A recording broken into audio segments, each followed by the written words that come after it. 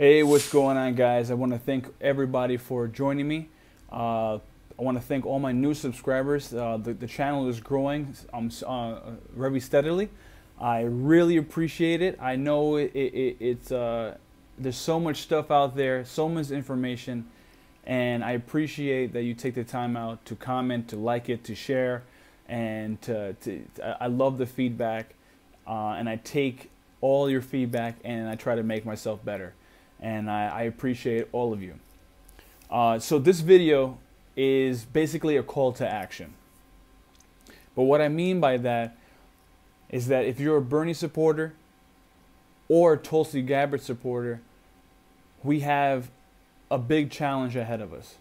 And the challenge is the DNC and the establishment. We know they work hand in hand from the experience that we had in 2016. From the rigging to the DNC fraud lawsuit, and on and on and on. What we have to do is we have to team up. We have to get out there and spread the message. We have to donate to each other's campaigns. Like if you donate to Tulsi, donate a little bit to Bernie, and vice versa, Bernie to Tulsi. Because what's going to happen is that the DNC changed the rules. And what does that mean is that they changed the rules so that the superdelegates can't vote in the first round. But what does that change? What does that mean is that in the second round, they're like rabid dogs.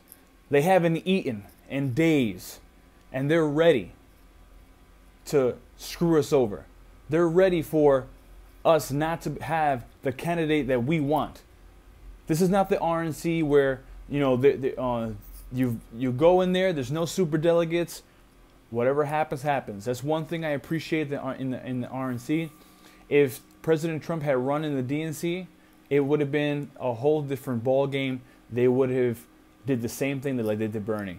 They would have never let him win. And I think for years he wanted to run as a Democrat, but he knew he could not because how the rules were. But that's just me speculating. Anyway, I'm just giving my opinion. So when the second round comes around, they're going to do their very best to push and push and push. We already see what's going on. They push Kamala Harris. There's not many takers. They're pushing Gillibrand. They're pushing Cory Booker. They're pushing this new mayor. I'm still having trouble saying his last name. It's all these establishment Fugazi progressives are coming out. Elizabeth Warren, she's trying, but she's within the progressive class.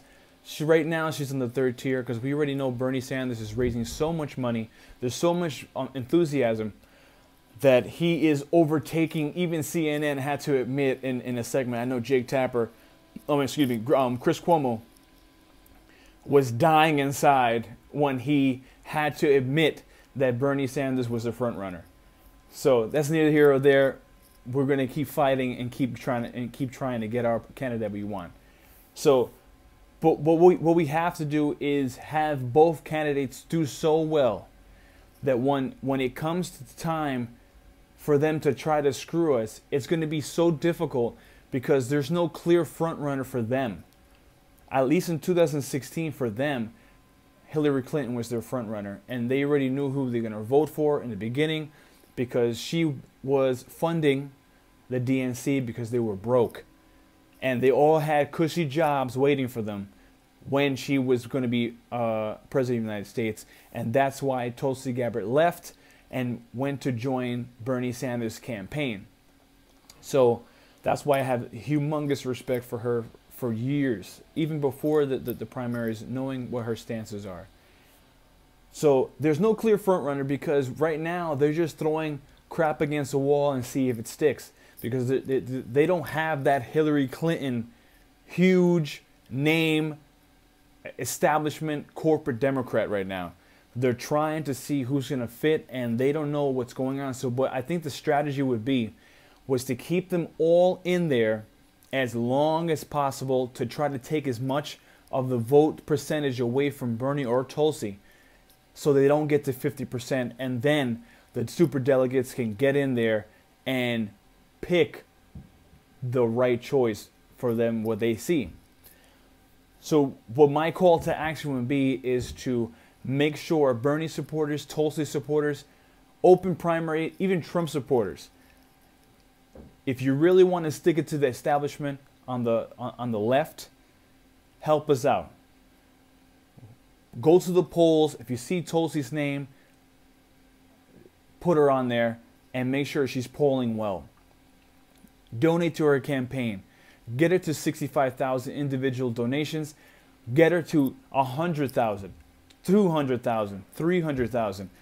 The more donations that they see, the harder it is to hide them. The harder it is to go and justify trying to screw them over, because now if you have Bernie Sanders and you have Tulsi Gabbard running together, whoever is the front runner, and when we get to the convention, they either, Bernie or Tulsi, can give their delegates to the candidate of their choosing.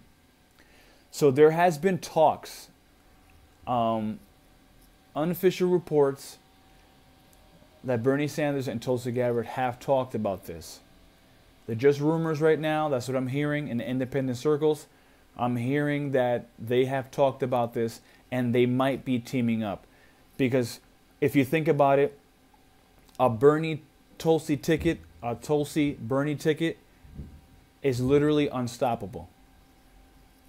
They complement each other. I'm going to be honest, of course, there's no perfect candidate.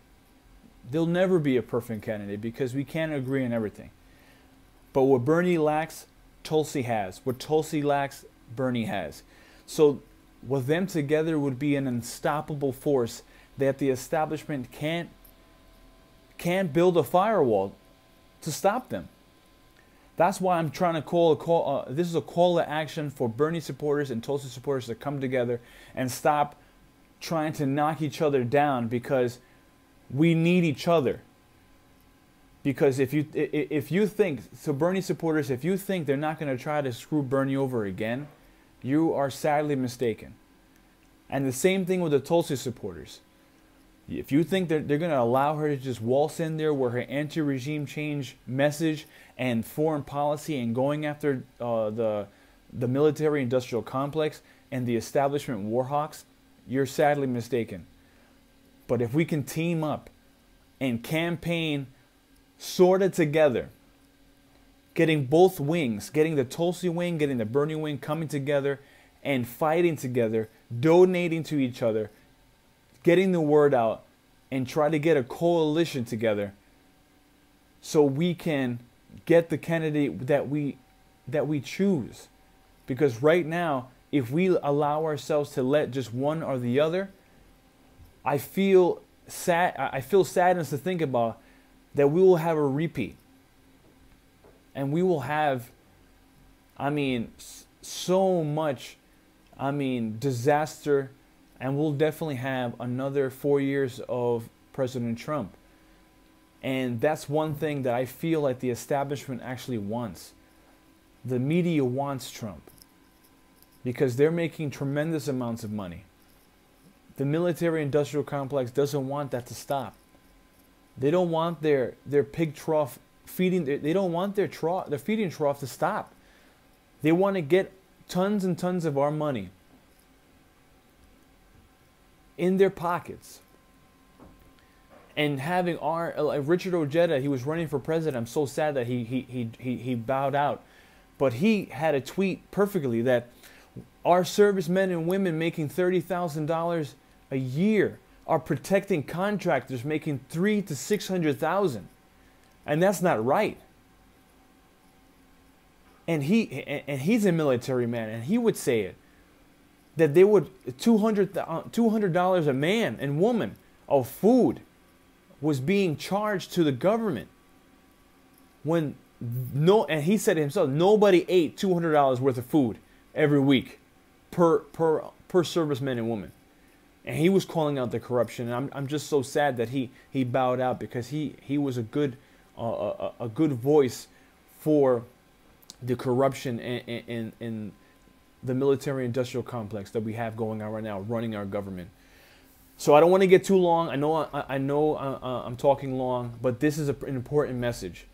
Get it out there that we need to come together, and let me know what you think in the comments. Do you think it's a good idea to kind of join forces with the Bernie and Tulsi wings and stick it to the establishment, because they're going to try everything they can?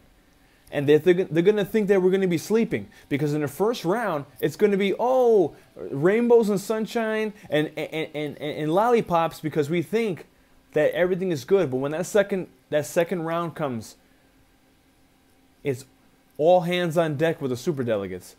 And then you're going to see on CNN and MSNBC and NBC, they're going to start popping superdelegates into the delegate count with those establishment candidates, like they did last election in 2016. Every time they would show Bernie and Hillary Clinton would have 2,000. It seemed like 2,000 delegates already, but that's because they kept adding the superdelegates. So we have to be prepared. We have to be ready.